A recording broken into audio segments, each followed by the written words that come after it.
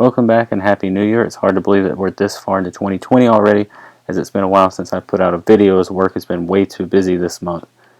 And this video is going to be a little different than the others I've done so far.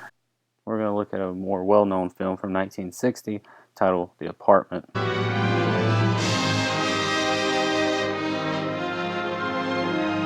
Starring Jack Lemmon, Shirley MacLaine, and Fred MacMurray, a Billy Wilder I.L. Diamond collaboration that won Best Picture at the Oscars in 1960.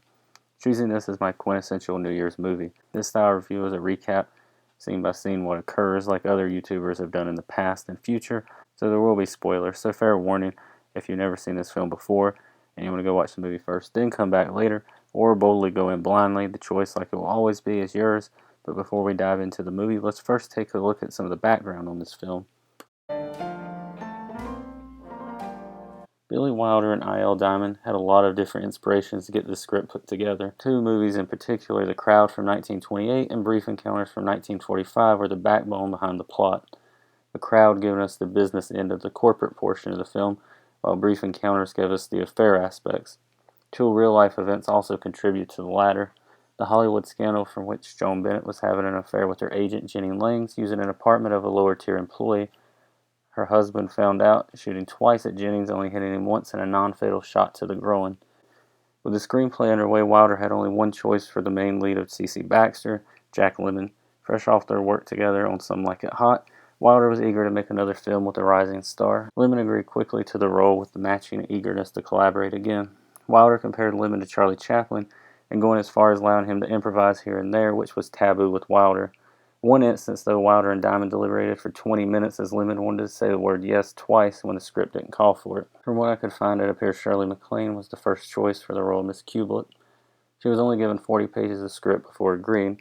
While she didn't have the room to ad-lib as Lemmon did, having to do 5 takes of one scene because she left a word out, she did help get elements added into the script, one of the key ones being the gin rummy game, as she was learning how to play from her Rat Pack friends.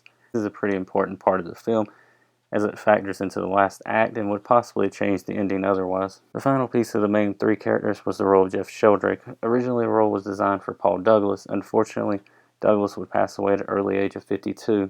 Wilder would then turn to Fred MacMurray, who had performed one of his best roles of his career under Wilder as Walter Neff. It took some considering because MacMurray was doing mostly family-oriented films and shows by this point. Of course, this would be his last role in a villain fashion, as he received a lot of backlash from his fans. One woman went as far as hitting him with her purse over his portrayal as Sheldrake. So with all that in mind, let's fire up the projectors and take a look at The Apartment. The movie opens with credits as we establish the main character of this film, The Apartment itself. Once we run down the cast and crew, we transition to the beginning of the film with an opening narration by Jack Lemmon's character, C.C. Baxter, who tells some population figures. He works in the Ordinary Policy Department, Premium Accounting Division of the Consolidated Life New York, a top insurance company, and he has been at this job for 2 months shy of 4 years. The hours, 8:50 to 5:20. This is done to avoid a traffic jam if all the employees were to leave at once. Baxter has been known to work an hour or 2 extra, depending on how bad the weather is. He's just killing time, though, waiting to be able to go home, and that's when we learn more about the title character. The location of the apartment is a half block from Central Park. Baxter enjoys the apartment. It's just right for a bachelor. The only problem is he can't always get in. As he looks up from the street, we go inside where a man named Kirkaby from the office is entertaining a woman named Sylvia, who's upset that they have to hurry as it's already past 8 o'clock. You see, Baxter allows the higher-ups in his office to use his apartment for their flings. Baxter lingers and makes quick talk with a neighbor, Miss Lieberman. Kirkaby and Sylvia argue some more when she thinks he takes other women up there. He assures her he doesn't. Certainly not. I'm a happily married man. Baxter finally gets to go inside. He checks his mail and heads upstairs where Miss Dreyfus, his next-door neighbor, catches him getting a key under the mat. She talks about the ruckus coming from his place. Baxter cleans up the apartment from the previous inhabitants when he gets a ring at the door. It's Kirkaby. Sylvia left her galoshes. He tells Kirkaby that he was supposed to be out by 8, and he doesn't mind in the summer when the weather's nice. The higher-up interrupts him to let him know that he put in a good word with him with Mr. Sheldrake, as they are always looking for young executives. They address the liquor problem before Kirkaby leaves. Baxter continues what we can only assume is his nightly routine. In the hall we meet Mr. Dreyfus, a doctor. He talks to Baxter about his escapades. Him and his wife hear through the wall at night, and wants him to donate his body to the university for research purposes. You see, the neighbors are all under the impression that Baxter is doing all the partying himself. He goes back to the regular scheduled program and gets his dinner out and tries watching a movie on TV, Grand Hotel. Of course, this is interrupted by a commercial, so he flips and gets back once they are done, only for there to be more commercials from alternate sponsors. He decides to call it a night when he gets a call from Mr. Dobish, another apartment user from the office. He is at a bar and says he has a girl who looks just like Marilyn Monroe and cannot pass this up. Baxter pleads, saying he has taken a sleeping pill. Dobich says he will bump him from the top 10 efficiency list if he doesn't allow him to. We get to see this woman. She sounds identical to Monroe. It's almost as if she dubbed the dialogue herself. Who are you talking to anyway? My mother. Oh, that's sweet. That's real sweet. Ooh. Baxter tries to talk him out of coming to no avail and agrees to leave. He shows that he is fed up with all this before he leaves and places a note to keep the noise down. The sad jazz music accompanies Baxter's disappointment as he leaves and the happy couple arrives. Mr. Dreyfuss hears them and lets his missus know that they're at it again. Mildred! He's at it again! Baxter ends up falling asleep in the park before we enter the next day at work, as Baxter is now sneezing from his night in the cold. He runs into Kirkaby, who makes very small talk, before we are finally introduced to Shirley MacLaine's character, Fran Kubelik, an elevator operator that Baxter has a thing for. He asks what she did to her hair. She said it made her nervous, so she chopped it off. She also tells him she never catches cold during their exchange. Kirkaby touches her on the way out, and she lets him know that one of these days she's going to shut the doors on his hands. You and 20 next. Kirkaby discusses it with Baxter, how he's tried everything to get Miss Kubelik to no avail, and when Baxter says maybe she's a nice, respectable girl, Kirkaby scoffs. Baxter goes to work but gets back to his apartment issues. He calls Dobish about how he didn't put the key back under like he was supposed to. He left his key and Baxter had to wake the landlady at 4 in the morning. Dobish brings up the raise and sends his key back to Baxter, who in return sends him his. After seeing his temperature, he decides to call his clients up and try to navigate a way so that he can go straight home and sleep off the sickness. Vandenhoff doesn't want to because his girl has a birthday that day. He wants next Wednesday, but Eichenberger has that day. He can't do Thursday, but Friday he would be open to. Baxter calls Kirkaby about switching Friday to Thursday, so he calls Sylvia, whose main concern is missing the Untouchables. Baxter gets all this straightened out, and so he has his night of rest planned. After all this, he gets a call to come upstairs to Mr. Sheldrake's office and makes a bet with his office neighbor that he's getting a promotion. He chooses Miss Kubelik's elevator over the one he enters. He tells her that he is on his way to being promoted. She lets him know it couldn't happen to a nicer guy, as he's the only one who takes his hat off when he enters her elevator. Baxter swings when she tells him about the story she could tell, but she doesn't answer and informs him they're on floor 27. She puts a flower on his suit after he asks how he looks, tells him good luck, and his confidence grows. Sheldrake's secretary gets sharp with Baxter about trying to call him. She sends him in when we are introduced to Fred McMurray's character, Mr. Sheldrake. He runs through all the recommendations he has gotten for Baxter and asks him what makes him so popular. Sheldrake lets him know that nothing goes unknown to him in this office. Sheldrake brings up the key to the apartment. From this, we get the origins of how C.C. Baxter got in this predicament. 6 months ago, he was taking a night class. One of the guys in the department had a banquet to go to, and his wife was meeting him in town, so Baxter gave him the key to his place. Next thing you know, a lot of people were going to banquets. While Sheldrake goes into a moral spiel about this, he keeps asking questions like, how many people use it? Where is this place located? How does it work key-wise? During this, Sheldrake gets a call from his wife as his secretary listens in. Baxter tries to sneak out, but Sheldrake stops him. Baxter gets offered the tickets to see Music Man, as we find out Sheldrake has other plans than what he told his wife, and it involves the main character's bachelor pad and a woman. Baxter, of course, doesn't realize this. It also says here that you are alert, astute, and quite imaginative. Eventually, it hits him like the night breeze. Sheldrake informs him that he is executive material, as he puts the key and address down before leaving. We cut to Baxter loitering in the lobby waiting as Sylvia comes by talking about the apartment. So I figure a man in his position, he'll take me to El Morocco, maybe 21. Instead, he takes me to Hamburg Heaven in some schnook's apartment. Baxter almost misses Kubelik. She asks him about the 27th floor and how it went, and Baxter invites her to go see Music Man with him and grab some dinner along the way. She is all ready to say yes until she discovers it's for tonight. She has plans with a man that she once thought was serious. She has agreed to have one drink with him as he continues to call her and figured this would end it. Baxter follows her outside and she agrees to meet him in the lobby before the show, Baxter talks about how his luck has changed around from that morning. He asks about his cold, but he's too excited running through his plans for the evening, then slipping up. Practically around the corner from where you live. Sounds good. How do you know where I live? He runs through that he knows this by looking her group insurance card up. Don't mention the appendix to the fellas in the office, okay? I wouldn't want them to get the wrong idea about how you found out.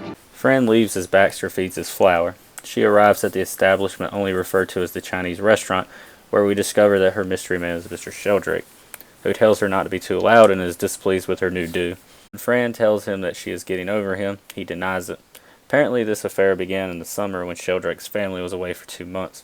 Sheldrake turns it around when Fran starts to get upset, asking how does she think he feels. Fran tells Sheldrake she has an unimportant date she intends on keeping, as he insists on going to the apartment. We get a quick cut to check on how our protagonist Baxter is doing. We go back to the restaurant where Sheldrake says he plans on leaving his wife, but Fran says that's just a tactic. He lets her know that he saw his lawyer in regards to a divorce, which Fran replies saying she never asked him to do that, and if it was something he actually wanted to do. He gets her to admit that she still loves him before she lets him know his secretary, Miss Olson, just walked in. Sheldrake says it's getting a little crowded, and they leave, but not before they are spotted. She reminds him that she has another date, but that's the last of that as they both get in a taxi. Meanwhile, we go back to the front of the theater where Baxter is still waiting alone, holding his tissues as the score perfectly matches the mood. The next time we see Baxter, he is packing up his desk to move up the corporate ladder, and even gets the money from the bet that he made with his former desk mate. He triumphantly makes his way to his new office as the paint job isn't even completed yet. He is met by the users of his apartment, wanting to know why they've been locked out recently. He runs down things that have occurred, but they assume he has a girl. All right, so you got yourself a girl. That's okay with us, but not every night in the week. How selfish can you get? They make some threats before Sheldrake enters, and they begin their Eddie Haskell shtick. Sheldrake gives Baxter praise for how he handled that situation before asking him if they can get a second key made, as his secretary is getting a little too nosy. Baxter also gives Sheldrake a mirror that the lady in question left in the apartment that has a crack in it. Apparently Fran threw it at Sheldrake, who goes into a line about how these women always expect you to break up with your wife and yada yada. Baxter pencils Sheldrake in for Thursday as we fade out to Christmas Eve. And with Christmas Eve comes a party, and what a booze fest it is. Baxter brings Fran something to drink, and we learn that he has only used her elevator once in the last 6 weeks, and didn't take his hat off. He says he was a little hurt when she stood him up. Fran says it was unforgivable on her part, but Cece defends her actions, saying he knows that she couldn't help it. Baxter gets her to leave her post to come get another drink. She asks how many he's had, and he says 3 while holding up 4 fingers. Baxter leaves to get the drinks, and during all this, Miss Olson meets Fran, informing her that she used to be the branch manager from Seattle, and it was nice to meet the one from Kansas City. She runs down to all the girls that came before her and after, and says that he's always promising a divorce and taking them to the same places. Baxter returns as Miss Olson says farewell. Fran says she thinks she just met her equal as Baxter leads her to his office wanting an opinion on a certain matter, but much like home, someone is occupying it. The matter of opinion comes with a hat he just bought. She stares as she has a lot on her mind before saying she likes it. He attempts to get her to go out with him on the town to break it in, but she says it's not a good day for her. That's when Baxter name drops Sheldrake, saying they are tight, and shows her the Christmas card he got from his family. Makes a cute picture. Still worried about how the hat looks, Fran pulls out her mirror, and that's where Baxter's buzz is quickly killed in its tracks as he realizes that Miss Kubelik is Sheldrake's mistress. She tells him she likes the mirror like that because she looks the way she feels. Devastated, Baxter answers his phone, telling her it's a personal call. She exits to go back to the elevator. That call turns out to be Sheldrake asking if the tree is up and whatnot. A defeated Baxter finds his way out of this happening party, but not before Kirkby stops him to ask for the apartment use tomorrow. Baxter decides to get really plastered by going to a bar. He rearranges his olives before Otis of Mayberry comes in dressed as Santa Claus, but Cece is having none of it. A girl at the end of the bar notices him and starts trying to get his attention. She goes through some straws to no avail before finally making her way to Baxter. She buys him some music in exchange for him buying her another drink. She brings up Castro like everyone at Christmas time, as her husband is jailed in Havana for doping a horse. As they run down his marital status, we get this line. A night like this, it sort of spooks you to walk into an empty apartment. I said I had no family. I didn't say I had an empty apartment. We cut to said apartment where Sheldrake is trying to get Fran to stop crying. He defends his actions and why he hasn't brought up the divorce to his wife yet. She calls herself the happy idiot, which sparks up Sheldrake as he finally gets her to start talking. Fran then runs down her encounter with Miss Olson. Sheldrake again finds a way to keep himself from being the bad guy and tells her that this was way before he met her. They exchange gifts.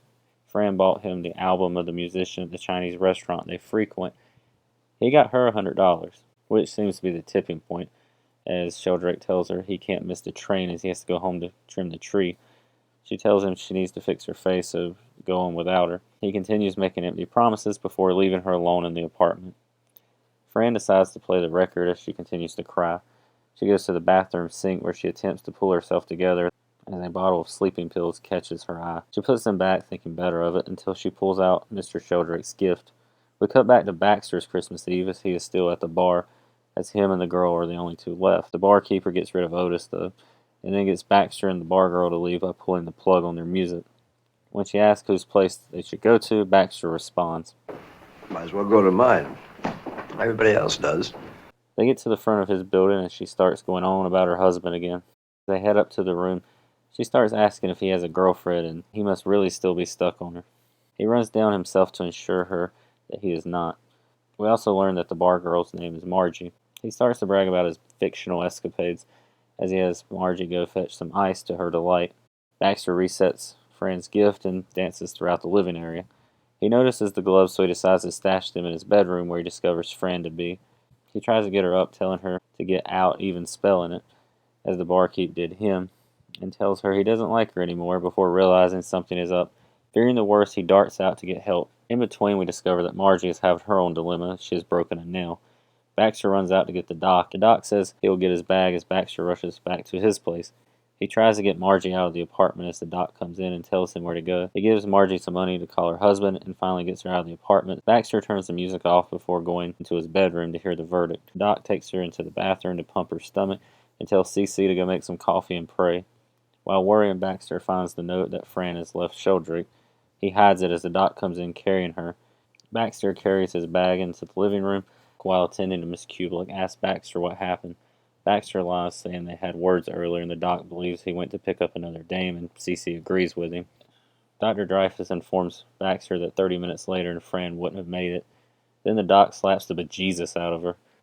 He does this multiple times trying to wake her, killing Baxter almost as much as it's killing her.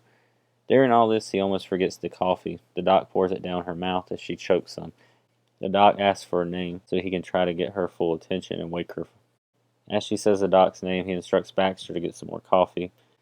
He gets her to repeat his name and what happened, but can't get her to tell him the setting. He asks her if she knows him, and that's when she sees Baxter saying, Mr. Baxter, 19th floor. Hello, Miss Kubelik. Miss, such politeness. Baxter keeps up the charade to the doc, saying that they got in a fight at the office party about a girl named Miss Olson who was here earlier.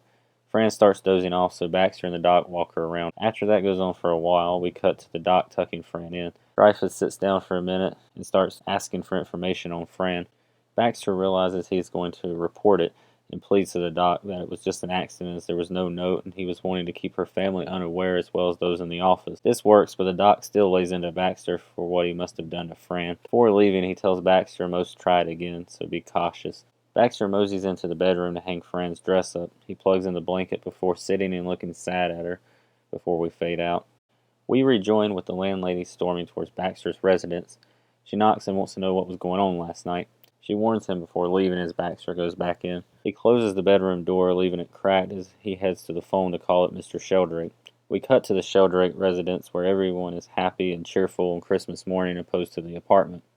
His son Jeff answers the call and tells his dad that it's Baxter, person to person, shocking him a tad. Baxter starts to explain in a vague way what happened last night. We get our first appearance of the wife that Sheldrake is cheating on. He lies to her, of course, only the way he can. Who's on the phone? Oh, one of our employees had an accident. I don't know why they bother me with these things on Christmas Day. Tries to get Sheldrake to come over. Sheldrake says out of the question and Baxter will have to handle it. Baxter brings up the letter, but Sheldrake has no need to hear it and wants to make sure his name is kept out of the whole ordeal. While explaining things, Fran starts to awake. Sheldrake orders him to keep her in the apartment until she is better. Baxter reiterates, making sure there's nothing that he wants him to tell Miss Kubelik on his behalf. Baxter tells Mr. Sheldrake that he'll think of something before hanging up as Fran stumbles in. She apologizes, saying she didn't know it was his place. He helps her back to bed, but she pops up discovering the time. She collapses, thinking that she can go home. Baxter does let her use the bathroom to brush her teeth, but before letting her go in, he removes the razor from the shaver and hides another bottle. He then dashes off to the doc's place as his wife, Mrs. Dreyfus, answers the door. He wants coffee and eggs for Fran, but he gets another lecture. He continues to say the same line to keep his playboy image alive. Miss Dreyfus says she'll do it for the girl. As Baxter re-enters his place of living, Fran has begun to go to the phone. He stops her upon finding she wants to call her sister. After asking her what she will say and finding it not believable, he tells her to reconsider. He mentions Mr. Sheldrake again, making her a tad bit mad at reminding her that he's married. He lets her know that was not his intentions. Baxter tries cheering her up, saying that Sheldrake called checking on her, but she doesn't buy it and says the worst part is she still loves him. This leads to Miss Dreyfus bringing in the food. She gets short with Cece over not having napkins and sends him to her place to get some. The doc's wife voices her displeasure for Baxter. She tries to convince Fran to move on from him. Baxter returns as Dreyfus leaves, as she shoots down him washing the dishes. Fran points out how the neighbors don't think highly of him.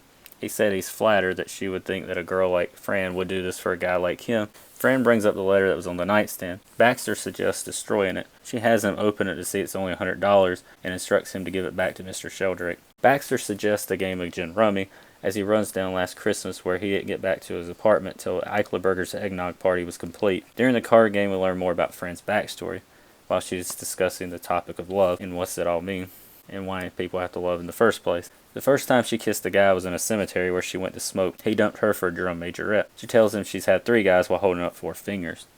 The last guy was a manager at a finance company but was jailed for embezzlement and will be out in 1965. She moved here after that to live with her sister and taxi driving husband. They paid for her to go to secretarial school. Upon failing the typing test, she was put in the elevator, and that's how she met Sheldrake. She starts rationalizing that he does love her, just can't tell his wife, so she wants to write a letter to her, but Baxter tells her she would hate herself. While counting up points, Fran falls asleep. Baxter tucks her in and starts to shave before getting a ring at the door.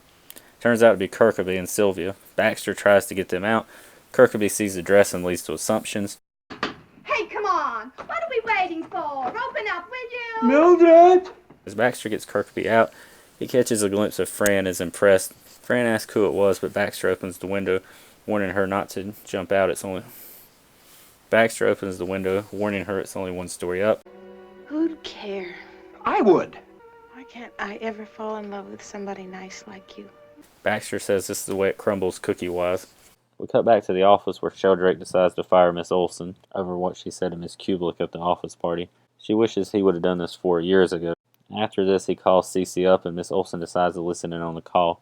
He asks how Fran is and asks Baxter if he needs money, and Baxter says he has $100 for him. Sheldrake barely acknowledges it, asking if there's anything he can do. Baxter wants him to at least talk to Fran. She doesn't want to talk, though. Baxter says he has to go to the grocery store anyway. Fran gets on the phone. Sheldrake asks why she did it. It was childish, and let's just forget the whole thing. It never happened. Of course I'm not here, because the whole thing never happened. I never took those pills. I never loved you. We never even met. He turns this around as her being in the wrong again, as he tells her to listen to Baxter. Miss Olson decides to make a call of her own to Mrs. Sheldrake about meeting for lunch. She tells Mr. Sheldrake she's leaving, gives him a dime for a personal call, and takes off. Baxter arrives home to the landlady who smells gas coming from his place. He bolts into this room fearing the worst, as he almost runs into her coming around the corner. He asks if she's alright. She turned it on to get the coffee stains out of her dress, not knowing you had to light it. She asks about the tennis racket in the kitchen. He says it's for straining spaghetti. He says he can cook, just he's a lousy housekeeper. Yes, you are. When I was straightening up the couch, you know what I found? 6 hairpins, a lipstick, a pair of false eyelashes, and a swizzle stick from the store club. He sees he can't say no. Not to girls, but to people like Sheldrake. Fran wants to go home because her family's probably worried. He reminds her that the doc said it would take 48 hours to get that out of her system. She wishes there was something you could do to get a person you're stuck on out of your system. Baxter decides to tell her a story about his past to help. His was over a friend's wife, and he tried it with a gun. He talked about how hard it is to do, and he said he ended up shooting himself in the knee, trying to hide the gun under his seat when a cop noticed he was illegally parked. This gets Fran to do something she hasn't done in an act or two. Oh, that's terrible. Well, it was a year before I could bend the knee. But I got over the girl in 3 weeks. She thinks he's making it up. He shows her the fruitcake and threatens to show her his knee. He decides he's going to cook dinner tonight, and they will have the fruitcake for dessert. This leads us to the offices of Consolidated, where a man comes in dressed in a taxi attire that we can assume is Fran's brother-in-law. He asks the elevator operator about Fran. She's also curious as she didn't report that day. She tells him to talk to Mr. Dobish as that's his department. First, we see Kirkaby discussing Baxter having Miss Kubelik in his place the other night. Dobish is impressed, and Kirkaby references another Wilder Best Picture. More like a lost weekend. Carl, the taxi driver, comes in to inquire about his sister-in-law. When he asks if they could give him any information, Dobish checks with Kirkaby, who relays that they don't owe anything to Buddy Boy. We transition to Baxter stringing his spaghetti while singing. Fran asks if they're dressing up. He says it's come as you are. He shows off his backhand. Fran goes to light the candles as he finishes up in the kitchen. Baxter has her guess what's after dinner. She can't, and he tells her the gin game. He opens the door to Carl as he utters the line, I don't want to take advantage of you, the way I did yesterday in bed. Carl pushes aside Baxter a few times before Fran introduces them. Carl could care less, tells her to get dressed, she's going home. Baxter looks angry but asks Carl if he wants a martini. No response. Spaghetti? No response. Mentions Kubelik being a terrific girl? No response. Says driving a taxi must be tough? No response. The doc comes in after this asking about the patient. Baxter says he's fine not to tip off Carl, but the doc says Kubelik, and Carl starts getting inquisitive. Fran steps in to say that she took some sleeping pills. Baxter lies and says because of him, leading to a 1-2 from Carl as Baxter drops to the floor as his tree falls on him for boot. Fran stops Carl and attends to Baxter, who looks at her like anyone would want to be looked at. She tells him bye, kisses his forehead, and leaves with Carl. Doc says he had it coming to him and goes to get his bag, but Baxter is happier than anyone in the city that night. Don't bother, Doc. Doesn't hurt a bit. We cut to Baxter returning to the office in Corey Hart attire. He makes a beeline to the phone to call and set up an appointment with Sheldrake. As he hangs up, he starts running a mock scenario of how he's going to tell Sheldrake that he's taken Fran off his hands and that he's in love with her. He gets the call back and heads up to the office, still going over the potential conversation. He passes Kirkaby and Dobish on the way up to the elevator, but doesn't notice. They make jokes about how he must have really got belted. Baxter exits, still talking to himself as he goes in for the showdown. Baxter starts but is interrupted by Sheldrake, who uses this same approach Baxter had planned on him. All your troubles are over. Sir? I know how worried you were about Miss Kubelik. Well, stop worrying. I'm going to take her off your hands. We find out that Jeff has moved out and is living at the athletic club. His wife had lunch with Miss Olson and kicked Sheldrake out of the house. Sheldrake takes him to his new office. He notices that CC isn't too thrilled. He said he is and that he was just thinking how Fran deserves to be married. Sheldrake says he's going to enjoy being a bachelor for a while. He tells Baxter about the executive dining hall, washroom, and all the perks of this position. We cut to CC watching his name being placed as assistant director. Fran gets his attention as they check up on each other. He reminds her that they never finished that gin rummy game. We learn that Sheldrake has told her that he left his wife. Baxter also tells her that she was wrong about him getting took as he used Sheldrake to move up the ladder. He says he has a date and points to a girl. He assumes that she is going to see Sheldrake, but she says she's not. She wants to lay low for a while so no talk starts. Fran leaves as CC heads to his hot date, except he doesn't, as she goes off with her real date. We cut to New Year's Eve as Sheldrake is in his office getting a shoe shine. He calls Baxter in. Baxter comes in talking numbers as Sheldrake tells him he's working too hard. He asks him for his key because the athletic club is men only. Sheldrake disposed of the extra key, throwing it off the train when Fran had her suicide scare, but Baxter finally stands up to him. Sorry, Mr. Sheldrake. What do you mean, sorry? You're not going to bring anybody to my apartment. I'm not just bringing anybody, I'm bringing Miss Kubelik. Especially not Miss Kubelik. He reiterates no key. Sheldrake says it takes years to get to the 27th floor and only 30 seconds to go back on the streets. Baxter tosses a key on the desk before going back to his den. He starts fidgeting around as Sheldrake says he gave him the wrong key, and CC says no he didn't. It's the key to the executive washroom. As Baxter puts it, he's all washed up around here. He cuts Sheldrake off, saying the old payola won't work this time before exiting, leaving a new man even discarding his hat upon the janitor's head. This leads us to Baxter cleaning out his apartment. He looks at his gun as the doc rings his doorbell. He needs some ice, but he's also curious why Baxter is alone on New Year's Eve. He's also shocked to see that he's moving out. He tells him he's sorry to lose him. The doc invites him over, but Baxter declines, asking how much he owes for helping out Miss Kubelik. The doc also declines, saying he didn't do it as a doctor, but as a neighbor. They say their farewells as the doc leaves. Baxter continues packing and picks up the racket that has one singular strand of Italian cuisine left on it. We fade to the Chinese restaurant where Fran is looking depressed and zoned out. Sheldrake returns to the table to tell her he got a car for 1 o'clock so they can go to Atlantic City because he can't find a hotel room on New Year's Eve. He blames Baxter because he wouldn't give him use to the apartment, telling him he quit and threw that job in his face. Fran tries to hide her joy. He continues saying that Baxter told him he couldn't bring anyone to the apartment, especially Miss Kubelik. The New Year's Day song begins as he kisses Fran and turns to sing with the crowd. Fran grins ear to ear before losing the smile. Everyone screams as Sheldrake turns to see Fran has disappeared. We see Fran running in the streets of New York. She enters the apartment building with joy written all over her face until she is stopped in her tracks with this sound. Fearing the worst, she runs to Baxter's door and bangs on it relentlessly. He opens it holding a champagne bottle that he's just popped. She asks if he's alright and howls the knee to his confusion. She asks to come in and looks around, now surprised to see that there's boxes as he gets an extra glass. He tells her he doesn't know where he's moving, he just knows he's on his own, and she says so is she. Fran asks where the cards are, with the intention of finishing their gin rummy game finally. When asked about Sheldrake, Fran says she'll send him a fruitcake every year. Baxter tells Miss Kubelik that he loves her. Did you hear what I said, Miss Kubelik? I absolutely adore you. Shut up and deal. The movie ends with both gazing into one another's eyes as they continue their card game. The end. This is about as perfect as a movie you're going to find. From the script, the directing, the acting, the setting, the cinematography, and score, you can't ask for more.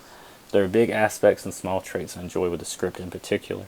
The story itself is an easy one to follow and get behind. A main character who can't stand up for himself and lets others use him falls in love with a girl who's unavailable as she's involved in an affair with his boss while using the apartment of the protagonist. The main character nurses her back to health after a failed suicide attempt, where the two get to know each other even more, and once the protagonist stands up to the villain of the film, the girl rushes to him. But it's a little bit more complicated than that. Let's look at Baxter and Kubelik first. When we are first introduced to Baxter, we get a sense of the real him and the situation he finds himself in. His colleagues and neighbors have a perception of him that's not true. The former sees him as a guy who's willing to do whatever it takes to move up the corporate ladder, while the neighbors see him as a playboy. When we are introduced to Fran, we are like Baxter's neighbors and colleagues. We form a quick impression of her as a nice girl-next-door type of character who also stands up to those who try to take advantage of her.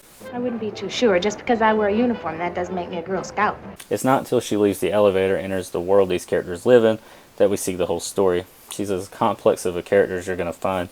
She's trying to quit a married man, but he keeps pulling her back in. She even goes as far as standing up Baxter. The more we get to know her, we start to understand how depressed she is, and while at work, she is simply masking this, similar to how Baxter does with his image. These two characters almost mirror one another in this film. Two characters that don't, however, is Baxter and Sheldrake. Sheldrake, played with surprisingly ease by McMurray, is one of the most underrated antagonists in any film. He is the ultimate manipulator in keeping Fran strung along to continue seeing him. Their first meeting, we see he is the one talking her into staying. He does a very good job of viewing himself as the victim, not her, and always has justification for why this is so. Baxter, on the other hand, is the exact opposite. One scene in particular, when he talks to Fran about standing him up, he justifies what she did and makes sure she doesn't feel like she's in the wrong. Sheldrake also lies throughout this film in almost every scene he is in. Really, the only time he is truthful is in his encounters with Baxter. But that's a part of the reason I love the scripting as well, as it falls under that small details. As Sheldrake is pretty open when talking to Baxter, and we know he's not with the other employees from the one encounter we see them in. Another small detail is how Fran and Baxter constantly reference past dialogue. How many drinks did you have? 3. I thought so. How many guys were there? 3. That's the way it crumbles, cookie-wise. I guess that's the way it crumbles. Cookie-wise. How myself? Where? Here. In the knee? How's your knee? Sends me a fruitcake every Christmas. What about Mr. Sheldrake? I'm gonna send him a fruitcake every Christmas. That's writing I enjoy. It helps connect the characters on another level. It's also amazing how it can slip from comedy to drama and back with ease. The script works as a play most of the time. In the office we first see Baxter in, Alexander Trauner and Edward G. Boyle had to come up with a way to make it seem like there was more people on the set than it could contain. What they came up with was to have adult actors at the front, and further back you went was children dressed as business people at smaller desks, and even further back was cutout figures operated by wires at even smaller desks. As much as you try, you can't tell, and yes, they did win the Oscar that year for Best Art and Set Direction for a black and white film. The apartment would take home 5 Oscars out of the 10 it was nominated for. It would go on to win 24 awards throughout the year at other ceremonies. Lynn and McLean wouldn't win the Oscar, but both would win Golden Globes that year. Billy Wilder became the first person to win the Academy for Best Picture, Director, and Screenplay. First to win Best Picture at the Academy Awards, BAFTA Awards, and Golden Globes. This would also be the first Best Picture to reference a previous Best Picture winner by name, the two films being Grand Hotel and The Lost Weekend. Quickly, I want to touch on the supporting cast as I will expand on them in later videos. Jack Crushing, who plays Dr. Dreyfus, was nominated for an Oscar for his performance, and much like his film wife Naomi Stevens and the rest of the supporting players, they would be best known for their TV work throughout this era. For the four users of the apartment, we have Ray Walston, who played Dobich, and David Lewis, who played Kirkaby. They get the most screen time of the four, and they work well together in the scenes they are in. The other two being Willard Waterman, best known as Throckmorton P. Gildersleeve on TV from 1954 to 56, and David White of Bewitched fame playing Eichelberger. The women of these men starts with Sylvia, who's played by Joan Shawley, who is best known for her roles in Wilder films, and had a 4-decade career. Joyce Jameson portrays the Marilyn Monroe character to perfection, as she was best known for impersonations, as well as one of the fun-time girls on the Andy Griffith Show. Margie was portrayed by Hope Holliday, who interestingly enough lost her contract with Paramount in a slap scene with Jerry Lewis in The Ladies' Man, where she got carried away. Then there's Fran's brother-in-law, played by Johnny Seven, who got into acting while partaking in USO shows during his service, and would have a 41-year career. And lastly, a woman who I could do an entire video on, Edie Adams, plays Miss Olson, the nosy secretary. She was married to the talented Ernie Kovacs upon his untimely death, in which she was left in debt, but by continuing her career and exploring other avenues, like opening a cosmetics line, she ended up a millionaire by 1989. She also archived her husband's television work to preserve his legacy. I highly enjoy this film. It's easily on my top movie list. Everything from the script to the acting and the setting and the score, everything seems perfect. I recommend this film to anyone and everyone. If you like comedy, drama, romance, character-driven stories, then this is the film for you. I look at The Apartment as a turning point in cinema history, as it was the last black and white film to win Best Picture for this era. It wasn't until Schindler's List and later The Artist that a black and white film would do so. It was an art form being lost. The cinematography of black and white could be as enjoyable as the film itself, while capturing the mood and the tone that the creators had in mind. This picture wouldn't be as effective in color. The black and white adds to the sadness and dreariness that accompanies the setting, where hope is found in a hopeless world. But that's how it crumbles sometimes. Cookie Wise. Thank you for watching, and until next time, I'm the Golden Age Reviewer. Keep throwing it back, way, way back.